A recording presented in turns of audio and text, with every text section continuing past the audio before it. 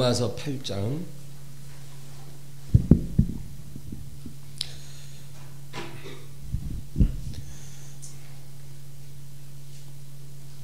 3절에서 8절까지입니다. 로마서 8장 3절에서 8절 합독하겠습니다.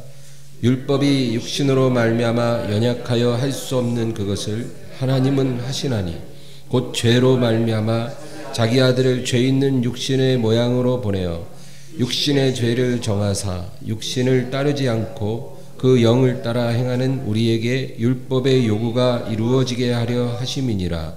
육신을 따르는 자는 육신의 일을, 영을 따르는 자는 영의 일을 생각하나니 육신의 생각은 사망이요 영의 생각은 생명과 평안이니라. 육신의 생각은 하나님과 원수가 되나니 이는 하나님의 법에 굴복하지 아니할 뿐 아니라 할 수도 없음이라. 육신에 있는 자들은 하나님을 기쁘시게 할 수 없느니라. 아멘. 할렐루야.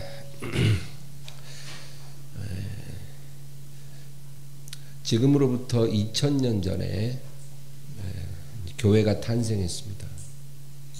교회는 다락방에서 기도하던 120명에게 성령이 부어지고 나서 이제 교회가 탄생을 했고요. 그때가 지금부터 2000년 전이고요. 2000년 동안 교회가 온 땅에 다 세워지고 복음이 전파되고 있는 것입니다. 2000년 전에 그 교회를 초대교회라고 합니다. 그 초대교회와 오늘날 이 교회의 차이점이 있다면 여러 가지가 있지만 한 가지만 얘기한다면 우리가 지금은 이해할 수 없는 것이 초대교회 안에 있었어요. 그게 뭐냐면 교회 안에 아주 이질적인 두 문화가 존재했다는 거예요. 유대인 그리스도인들이 있었고 이방인 그리스도인들이 있었어요. 한 교회 안에. 그러니까 예수 믿는 건 똑같은데 유대인과 이방인은 너무나 이질적인 문화거든요. 그러니까 교회 안에서 여러 가지 갈등이 생겨났습니다. 유대인 그리스도인들은 예수를 믿어도 율법을 반드시 지켜야 한다는 거죠. 근데 이방인 그리스도인들은 그 율법이 뭔 줄 몰라요. 조상 대대로 율법과 아무 상관이 없어요. 그리고 이제 어느 날 갑자기 우상 숭배하다가 예수님을 영접한 거예요. 율법을 지켜야 된다는 생각이 안 드는 거죠, 당연히. 그리고 자기들이 살던 그 이제 방종한 그 문화들, 그런 것들이 그 습성이 그대로 남아 있었어요. 그러니까 교회 안에 유대인 크리스찬들은 율법적으로 믿고 이방인 크리스찬들은 어떤 우상 숭배의 그 문화가 그대로 남아 있는 채 타락한 문화를 그대로 갖고 예수님을 믿으려 했다, 그거죠. 우리나라 사람들이 교회에 다니면서 예전에 그 무속신앙, 그죠? 무당 찾아가서 굿하고 점집 가고 점보고 그런 습성들이 남아 있어가지고 크리스찬이 된 다음에도 어떻게 이렇게 예언 받는 거 좋아하고 뭔가 이렇게 신비한 거 찾아다니고 그런 것처럼 이방인 크리스찬들도 그랬다, 그 얘기죠. 그래서 유대인 크리스찬들은 율법을 잘 지켜야만이 구원이 일어난다 그랬고, 이방인 크리스찬들은 우리가 믿음으로 이미 구원을 받았기 때문에 율법이나 어떤 경건에 대해서 우리가 자유할 수 있다. 그런 걸 조금 우리가 잘 못 지켜도 그것이 구원에 영향을 주지 않는다. 그렇게 생각했다는 거죠. 그리고 여러분, 이건 굉장히 중요한 차이예요. 같은 교회 안에 그 두 가지 생각이 부딪히는 겁니다. 그래서 사도 바울은 로마서를 통해서 이 복음이 무엇인가를 우리에게 설명을 해주는 것입니다. 근데 이게 2000년 전 초대교회에만 중요한 문제가 아니라 오늘날에도 마찬가지예요. 오늘날에도 교회 안에 두 종류의 크리스찬들이 있다는 거예요. 첫째는 죄책감에 눌려서 신앙생활하는 크리스찬들입니다. 오늘날 얘기예요. 죄책감에 눌려서 신앙생활하면 기쁨이 하나도 없어요. 뭔가 하나님 뜻대로 살고 싶은데 안 되는 거예요. 노력해도 또 무너지고 또 노력하지만 또 무너지고 이러니까 이제 아주 그냥 좌절감이 가득한 그런 크리스찬들이 있더라는 거죠. 또 한 부류는 무늬만 크리스찬이고 세상 욕망 다 누리고 사는 그런 사람들도 있어요. 교회 안에. 주일날 성경책 들고 교회 한번 와서 예배 한번 드리고 가면 이제 성도로서 기본은 한다는 거죠. 그리고는 월요일부터 토요일까지는 세상 사람들과 별 다를 게 하나도 없어요. 세상의 모든 문화를 다 누리고 세상 즐거움 다 누리고 어떤 유혹이 오면 그 뭐 거절하지 않고 그렇게 사는 크리스천들인 거예요. 저는 연예인들이 연예 활동을 하면서 하나님 믿는 거 뭐 그렇게 나쁘게 보진 않아요. 하나님 자녀가 다 CCM 가수가 돼야 되고 그런 건 아니라고 봐요. 하나님 자녀라 해도 연예인 생활을 할 수 있어요. 그러나 구별돼야 된다고 봐요. 생각이나 말이나 행위. 그냥 뭐 크리스찬 연예인인 걸 누구나 다 알고 있는데도 버젓이 뭐 사람들과 어울려서 술 마시고 뭐 세속적인 그런 생활을 한다면 안 된다. 그렇게 생각을 합니다. 그래서 오늘날에도 교회 안에 한쪽에는 죄책감에 막 눌려가지고 살아가는 그런 성도가 있고 또 한쪽에는 세상 오락, 세상 쾌락 다 누리면서 사는 그런 부류가 있고 그러면 오늘날에도 이 복음이 무엇인가를 우리가 분명히 알 필요가 있다. 그 얘기죠. 오늘 우리가 읽은 본문 8장 3절 한 구절만 다시 읽겠습니다. 율법이 육신으로 말미암아 연약하여 할 수 없는 그것을 하나님은 하시나니 곧 죄로 말미암아 자기 아들을 죄 있는 육신의 모양으로 보내어 육신의 죄를 정하사. 이 구절에 중요한 세 가지 내용이 있는데요. 첫째는 우리 육신은 율법의 요구를 만족시킬 수 없다라는 거예요. 이 분명한 전제입니다. 우리 육신은 율법의 요구를 만족시킬 수 없다. 여러분 육신이라는 건 뭐냐면 우리 안에 있는 본성을 말해요. 본성. 저와 여러분 안에 이 육신의 본성이 있거든요. 그게 뭘까요? 정욕적이고, 그죠? 탐욕적이고, 이기적이고, 그리고 거짓된 그런 마음이에요. 그게 나한테는 없는데 저 사람한테 있는 게 아니에요. 이 앞에 있는 목사인 저에게도 있고 우리 모두에게 다 있어요. 그게 육신이에요. 인간의 본성을 말해요. 정욕적이고 탐욕적이고 이기적이고 거짓된 마음. 근데 이 육신은 율법을 만족시킬 수가 없다는 거예요. 우리가 아무리 의지를 갖고 노력하고 또 수양을 쌓고 돌을 닦아도 결국은 우리 안에 있는 끌어오르는 이 본성이 우리의 노력을 다 수포로 돌아가게 만들어요. 처음에 한두 번은 성공하는 것 같지만 얼마 안 가서 와르르 무너져. 그만큼 우리 안에 있는 이 육신의 본성이 강력하다는 거예요. 그래서 결론적으로 이 육신은 율법의 요구를 만족시킬 수 없다라고 사도 바울은 우리에게 말을 해줘요. 두 번째는 하나님이 자기 아들을 죄 있는 육신의 모양으로 이 세상에 보내서 그에게 죄를 정했다 이 말은 죄를 전가하여 십자가에 매달았다는 사실이에요. 하나님 아버지가 자기 외아들을 이 세상에 육신의 모양으로 보내서 그에게 죄를 다 전가시켜서 그를 십자가에 매달았다.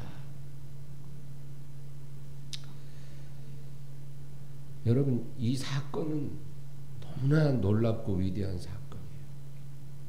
이 사건은 단 한 번 일어난 사건이에요. 지금으로부터 2000년 전 유대 땅 예루살렘 갈보리 언덕에서 일어난 사건이에요. 이 사건이 무슨 사건이냐?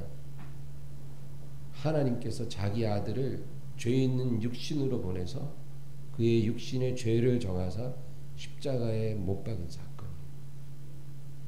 그러면 왜 이 사건이 중요하냐? 십자가에 매달린 그분을 믿는 사람은 하나님이 의롭다 하신다는 거예요. 그게 중요한 거예요.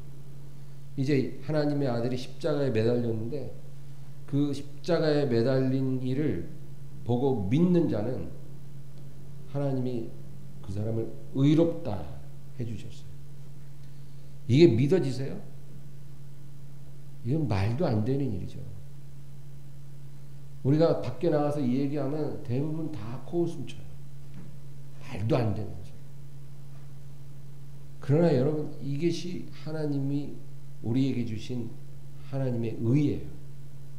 십자가에 매달린 그분을 보고 믿는 자는 의롭다 하십니다. 그게 하나님의 의다. 우리 빌립보서 3장 한번 찾아보겠습니다. 빌립보서 3장 조금만 더 뒤로 가면 빌립보서 3장 7절에서 9절 3장 7절에서 9절 다 같이 읽습니다. 그러나 무엇이든지 내게 유익하던 것을 내가 그리스도를 위하여 다 해로 여길 뿐더러 또한 모든 것을 해로 여김은 내 주 그리스도 예수를 아는 지식이 가장 고상하기 때문이라. 내가 그를 위하여 모든 것을 잃어버리고 배설물로 여김은 그리스도를 얻고 그 안에서 발견되려 함이니 내가 가진 의는 율법에서 난 것이 아니요 오직 그리스도를 믿음으로 말미암은 것이니 곧 믿음으로 하나님께로부터 난 의라. 여러분, 이 구절이요 복음의 핵심 진리입니다. 여기서 사도 바울은 내게 이전에 유익하던 것들이 있다는 거예요. 나한테 예전에 유익했던 것들이 있는데 내가 이런 것들을 이제부터는 나에게 해로운 것으로 여기고 배설물로 여기겠다. 여러분, 과거에 음악을 잘했던 사람이 이제 음악을 그만하고 이제 미술을 하겠다고 해요. 그러면 과거에 그 사람이 했던 그 음악이 이제 이 사람이 미술을 새롭게 하는데 방해가 될까요? 그렇진 않죠. 음악이 미술을 해롭게 하진 않아요. 오히려 더 도움이 될 수는 있겠죠. 내가 과거에 뭘 갖고 있다고 해서 그것이 지금 나에게 해롭다는 건 아니에요. 근데 바울 사도는 내가 과거에 나에게 아주 유익했던 모든 것들을 이제 내가 그리스도로 인해서 나에게 아주 해롭게 여기고 배설물처럼 여기리라. 해로운 배설물이라는 것은 여러분 우리 몸에서 그것이 배출돼야 우리가 건강하게 살 수 있는 거죠. 그렇죠? 그거를 배출하지 않으면 우리는 건강하게 살 수가 없겠죠. 그러면 이게 뭘 말하는 걸까요? 바울이 나에게 아주 해로운 배설물과 같은 것, 그게 뭘까요? 자기의라는 거예요. 그게 자기의. 내가 노력해서 만들어낸 나의 의. 내가 이제까지 50년, 60년 살면서 쌓아올린 나의 의. 이런 것들이 복음을 우리가 받아들이기 위해서는 반드시 다 제거돼야 된다는 거예요. 우리를 남보다 더 의로운 사람처럼 만들어주고 남보다 더 좋은 사람으로 만들어주던 그 모든 것들, 그게 우리가 복음 앞에서 하나님의 의를 받아들이기 위해서는 반드시 처리돼야 돼요. 두 개를 같이 갖고 있을 수 없다, 그거예요. 사람들은 이런 말을 많이 해요. 나는 엄청 노력하고 살아서 정말 내 양심에 부끄러움이 없어. 나는 정말 남보다 정직하게 살아왔어. 나는 정말 법 없이도 내가 살 수 있는 사람이라고 스스로 자부해. 나는 이제까지 정말 심각한 거짓말이나 도둑질이나 남에게 피눈물 나게 하는 일을 해본 적이 없어. 나는 정말로 내 스스로가 정직하게 살려고 노력해왔어. 여러분, 이렇게 말하는 사람들 많잖아요. 그렇죠? 이런 모든 게 다 자기의예요. 자기의. 이게 우리 안에 있으면 하나님의 의가 들어올 수가 없어요. 그래서 바울은 이 자기의, 내가 바리새인 중에 바리새인이고 율법으로는 흠이 없는 자였다. 근데 그 자기의를 배설물처럼 해롭게 여기고 내버리고, 그리고 하나님의 의를 내가 받아들인 거라. 여러분, 이게 복음이에요.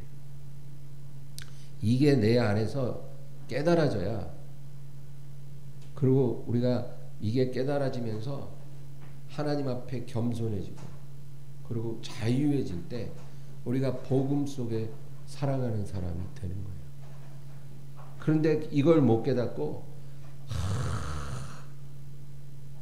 내가 노력해서 어떻게 좀 의로운 사람 돼보려고, 내가 뭔가 열심히 해가지고 남보다 좀 더 좋은 사람 돼보겠다, 이런 사람은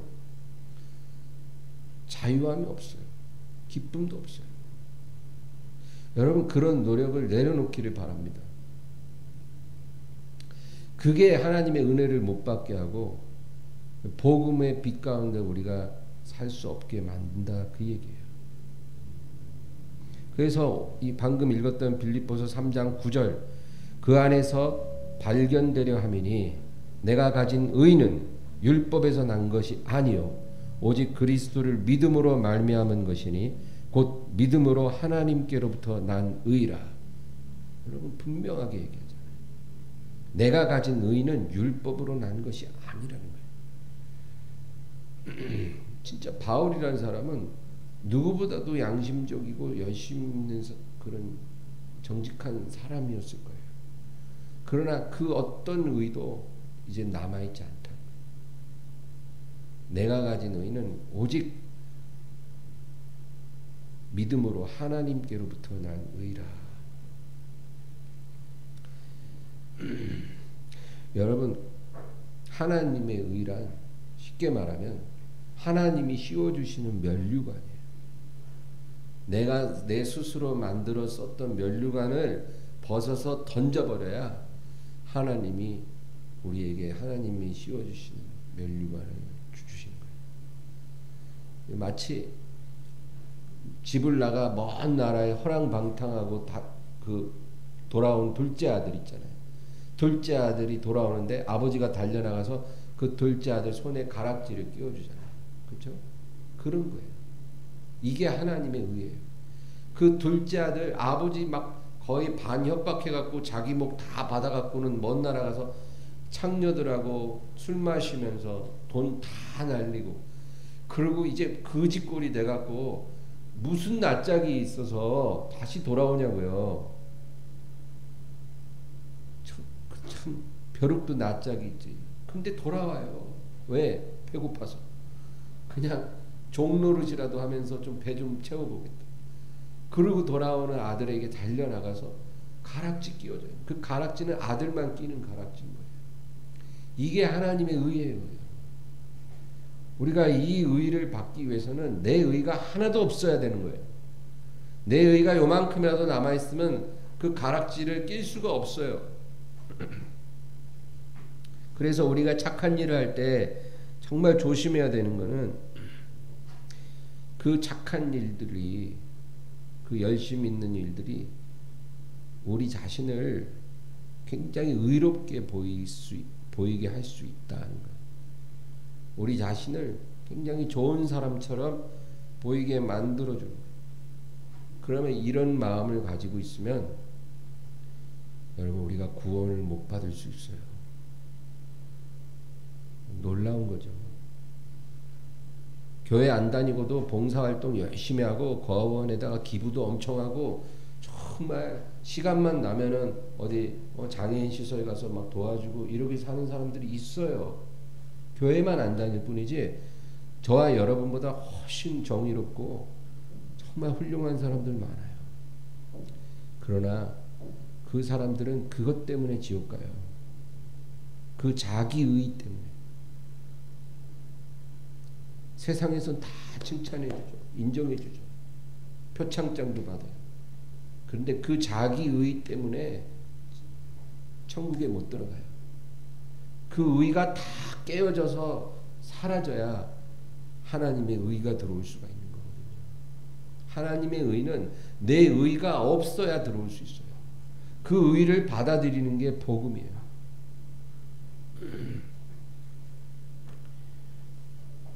교회 오래 다니고 봉사 교회에서 정말 많이 하고 그렇죠? 교회 다니면서 헌금 엄청 많이 한 사람들, 이런 사람들도 처음에는 겸손하게 하나님 은혜로 시작했을지 몰라도 나중에는 점점 자기의가 커져서 자기가 갖고 있던 하나님의 의를 잃어버리는 사람들이 많이 있어요. 이 사람들은 실족합니다.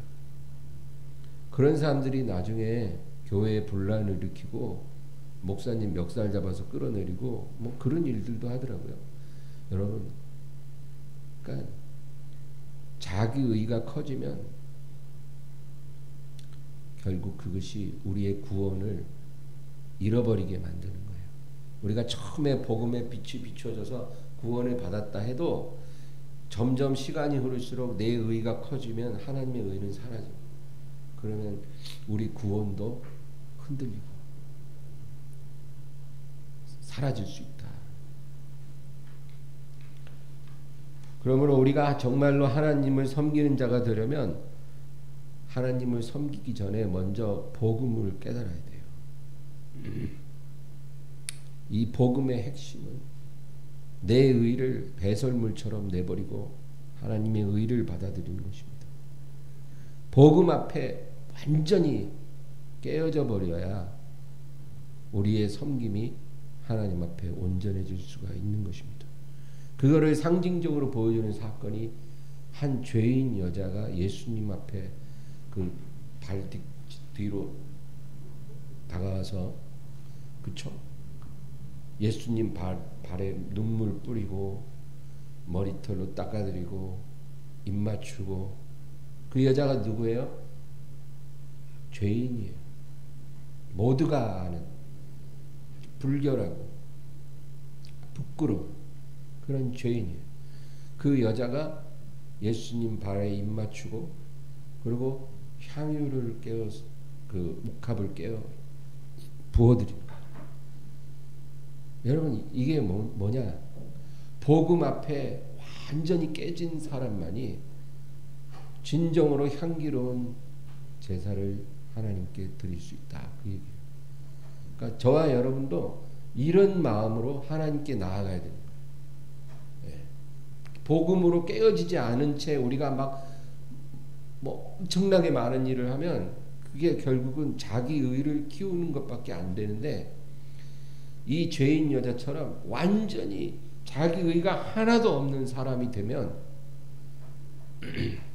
그 다음에 우리가 나를 의롭다 하신 하나님께 감사해서 나의 옥합을 깨트렸을 때 그것이 하나님 앞에 받으실 만한 제사가 된다. 그 얘기입니다. 우리 모두 그렇게 되기를 주의 이름으로 축원합니다. 복음에는 두 가지 차원의 은혜가 있어요. 이거는 마치 동전의 양면과 같습니다. 하나는 뭐냐면 하나님께서 우리에게 말씀하세요. 너가 예수를 믿음으로 내가 너의 모든 죄를 다 가져갔다는 거예요. 너가 예수를 믿는 순간 십자가에 매달린 내 아들을 믿는 순간 내가 너의 모든 죄를 다 가져갔다.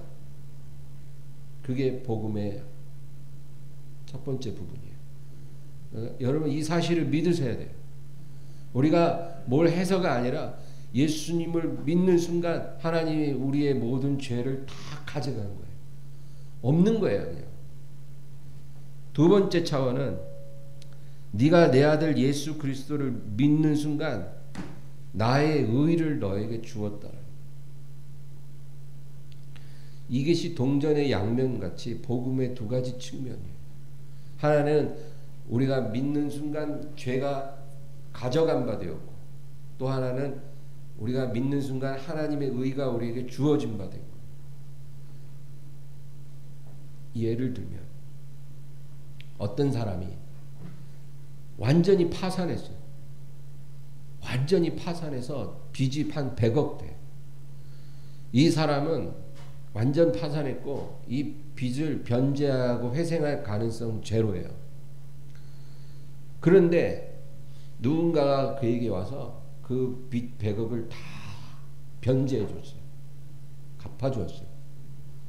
그리고 끝난 게 아니라 그 사람의 통장에 새로운 삶을 시작할 수 있도록 돈 100억을 넣어줬어요. 그러면은 얼마의 은혜를 받은 거예요? 총 200억인 거예요. 빚 100억 갚아주고 그 다음에 새 삶을 시작하라고 100억을 더 줬으니까 200억을 준 거죠. 여러분 이런 은혜를 우리가 생각해 본다면 이게 바로 복음이에요. 이게 하나님의 은혜예요. 하나님은 우리의 죄를 다 가져가기만 한 게 아니라 우리의 죄를 가져가신 다음에 우리를 의롭다고 하나님이 면류관을 씌워주셨어요. 하나님의 의로 우리를 세워주신 거예요. 의롭다는 거예요. 그러니까 하나님 없이 우리보다 훨씬 더 10배, 20배 양심적으로 살고 정말 착하게 산 많은 사람들이 있는데 그 사람들은 다 지옥에 떨어지는데 나는 그들보다 훨씬 더 악하게 살고 더럽게 살았는데도 내 죄를 다 가져가신 것뿐만 아니라 그들보다도 훨씬 더 의롭다고 하나님이 면류관을 씌워주신 거예요. 그러니까 여러분 이 은혜가 얼마나 크냐고요. 이게 복음이에요. 이게 은혜예요. 우리가 이거 깨달아야 되는 거예요. 이거 깨달아서 그 은혜 감사해서 예배드리고 그 은혜 감사해서 찬양 부르고 그 은혜 감사해서 하나님께 헌신하는 거예요.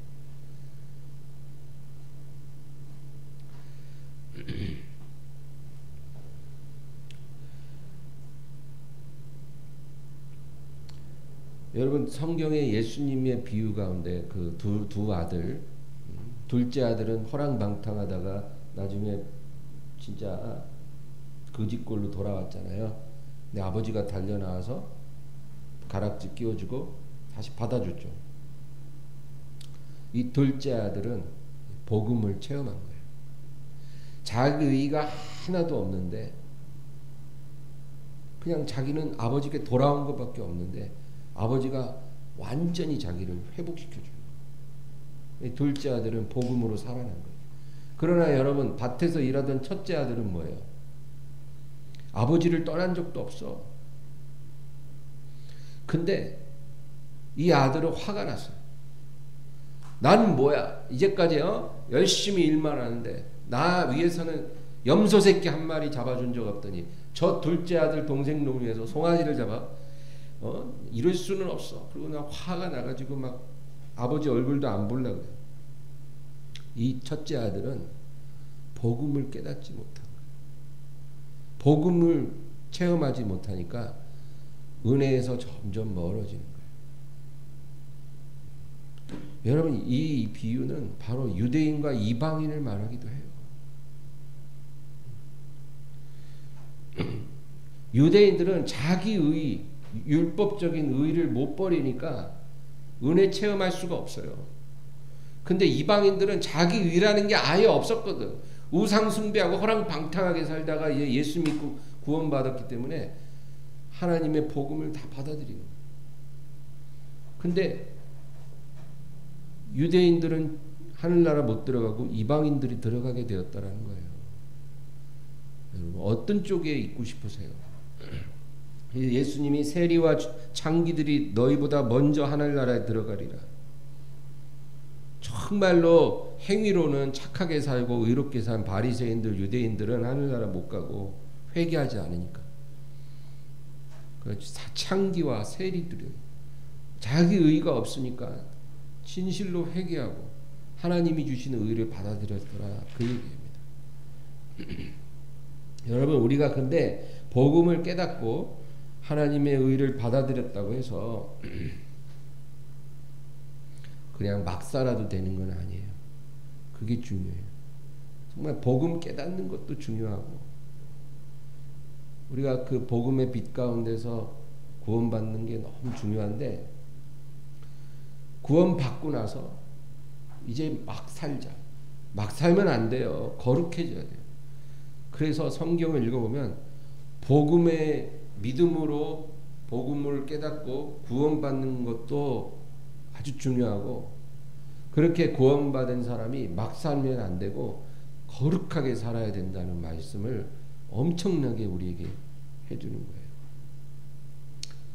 여러분 복음의 열매는 구원이 아니라 거룩이에요. 거룩. 하나님이 우리를 그냥 구원하기 위해서 복음을 주신 게 아니에요. 우리를 거룩한 백성이 되게 하려고 우리에게 복음을 주신 거예요.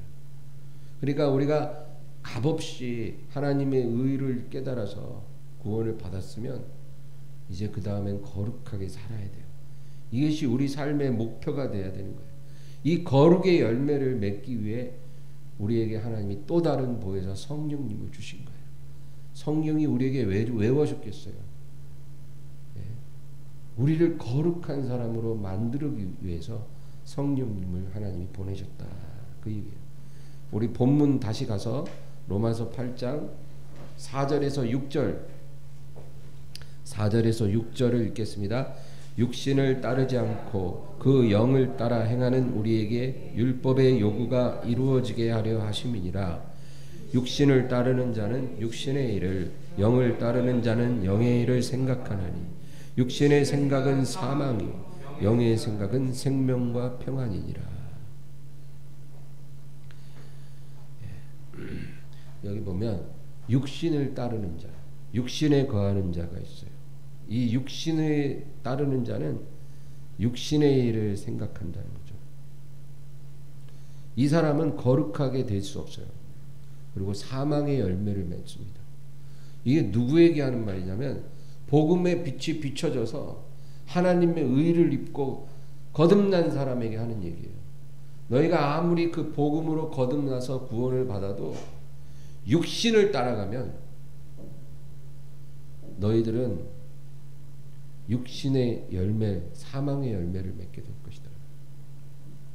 그러면 하늘나라 못 들어가요. 이 중요한 거예요. 이 사실을 몰라서 지금 한번 복음의 빛으로 비춰지고 구원받은 하나님 백성들이 막 사는 사람이 많아요. 그러면 안 되거든요. 구원은 우리가 받았으나 그 구원을 지키지 못하면 그것은 상실하게 돼 있어요. 우리 갈라디아서 5장 16절에서 21절을 한번 찾아볼까요? 조금만 뒤로 가세요. 갈라디아서 5장 308페이지 갈라디아 5장 16절에서 21절 다 같이 읽습니다. 내가 이르노니 너희는 성령을 따라 행하라. 그리하면 육체의 욕심을 이루지 아니하리라. 육체의 소욕은 성령을 거스르고 성령은 육체를 거스르나니 이 둘이 서로 대적함으로 너희가 원하는 것을 하지 못하게 하려 함이니라. 너희가 만일 성령의 인도하시는 바가 되면 율법 아래 있지 아니하리라. 육체의 일은 분명하니 곧 음행과 더러운 것과 호색과 우상숭배와 주술과 원수 맺는 것과 분쟁과 시기와 분냄과 당짓는 것과 분열과 이단과 투기와 술취함과 방탕함과 또 그와 같은 것들이라. 전에 너희에게 경계한 것 같이 경계하노니 이런 일을 하는 자들은 하나님의 나라를 유업으로 받지 못할 것이요. 아멘. 그러니까 여러분, 육신을 따라가면 육체의 열매를 맺고, 그리고 이런 일을 행하는 자들은 하나님의 나라를 유업으로 받지 못하리라. 그러나 반대로 영을 따라가는 자가 있어요. 여기서 영은 성령님을 말해요. 성령을 따르는 자는 성령의 일을 생각하고 생명과 평안의 열매를 맺는다. 그렇게 또 말씀하거든요. 여러분, 오늘 제가 말하는 말씀의 결론은 이겁니다. 우리가 두 가지를 아주 중요하게 기억해야 돼요. 첫째는 자기의 버리고 하나님의 의를 온전히 입어야 된다는 거. 근데 하나님의 의를 받아들이려면 자기의가 제로가 돼야 돼요. 자기의가 5% 10% 남아있으면 하나님의 의를 받을 수 없어요. 내 의를 아예 다 부셔버려요. 그래야 하나님의 의를 덧입고 우리가 구원을 받는 거예요. 이게 놀라운 은혜예요. 정말 하나님이 죄인들을 구원하기 위한 유일한 하나님이 세우신 길이에요. 이 길을 따라가는 게 바로 복음이에요. 그렇게 해서 우리가 구원을 받는 것이고, 두 번째는 이렇게 구원을 받았으면 그냥 대충 살아서는 안 되고 반드시 거룩의 열매를 맺어야 돼요. 거룩의 열매를 맺으려면 육체의 일을 생각하면 안 되고 영의 일을 생각해요. 그 영의 일이란 바로 성령님의 일이에요. 그러면 성령의 일을 생각하고 성령을 따라가고 그 열매를 맺기 위해서 너무나 막연한데 어떻게 해야 합니까? 정말 성령을 따라가고 싶어요. 어떻게 해야 되나요? 딱 한 가지 열쇠가 있어요. 기도예요. 이게 오늘의 결론이에요. 기도를 하는데 쉬지 말고 하세요. 이 기도가 우리를 성령을 따르게 해주시고, 성령을 따라가면 생명과 평안의 열매를 맺어요. 그리고 우리가 거룩한 사람으로 변화가 일어나요. 예전에 내 의지로, 내 힘으로, 내 노력으로 할 때는 그렇게 안 되던 게 쉬지 말고 기도하라는 그 명령대로 기도하면서 성령님을 의지하니까 되더라는 거예요. 이게 하나님의 비밀이에요. 우리 힘으로 뭘 하려고 하면 안 돼요, 여러분. 아까 처음에 얘기한 인간의 본성 때문에 우리가 좌절해요. 우리는 원래 이기적이거든요. 원래 탐욕적이거든요. 원래 정욕의 사람이거든요. 그런데 우리가 어떻게 우리 힘으로 하겠어요? 그런데 쉬지 말고 기도하고 성령님을 따라가니까 그게 되더라는 거예요. 지난 우리 창립 2주년 예배 때 여러분들한테 액자 하나씩 나눠드렸는데 세 종류가 있었어요. 항상 기뻐하라, 범사에 감사하라, 쉬지 말고 기도하라. 알아서 한 가지를 초이스해라 했더니 나중에 남은 게 다 뭐냐면 쉬지 말고 기도하라. 제일 인기 없는 게 그거예요. 쉬지 말고 기도하라는 별로 그렇게 좋아하지 않더라고요. 근데 여러분, 그게 제일 중요한 거예요. 세 번째가. 그게 우리가 성령을 따라가는 열쇠예요. 항상 기뻐하는 것도 중요하고 범사에 감사하는 것도 너무 중요한데 그거보다 더 중요한 게 쉬지 말고 기도하라. 거기에 성령을 따라가는 열쇠가 있어요. 그러니까 여러분 복잡할 거 없어요. 기도하세요. 어떻게 해요? 쉬지 말고 하세요. 그거예요. 쉬지 말고 하세요. 기도에 대해서 다음 시간에 제가 더 얘기할게요. 그냥 기도해야 돼요.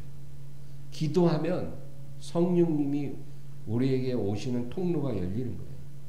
그래서 우리를 붙잡고 성령님이 끌고 가는 거예요. 우리의 생각도 주장하고 우리의 감정도 주장하고 우리의 의지도 주장하고 우리의 입술도 주장하고 우리의 무의식에 하는 행동까지도 성령님이 주장해서 우리로 하여금 율법의 요구를 이루어질 수 있도록 도와주시고 거룩한 사람이 되게 하시고 하나님을 위한 열매를 많이 맺게 하시고 그리고 천국에 갔을 때 우리가 물론 갈보리 십자가를 바라보고 믿음으로 구원을 받았으나 하나님이 우리의 행한 것들에 대해서 상을 주실 때도 우리가 성령을 따라 행한 것들에 대해서 하나님이 상을 주실 거라는 거예요. 그래서 오늘 이 두 가지만 여러분 기억하시고 승리하시기 바랍니다. 오늘 말씀을 생각하면서 간절히 기도합니다. 주여 감사합니다.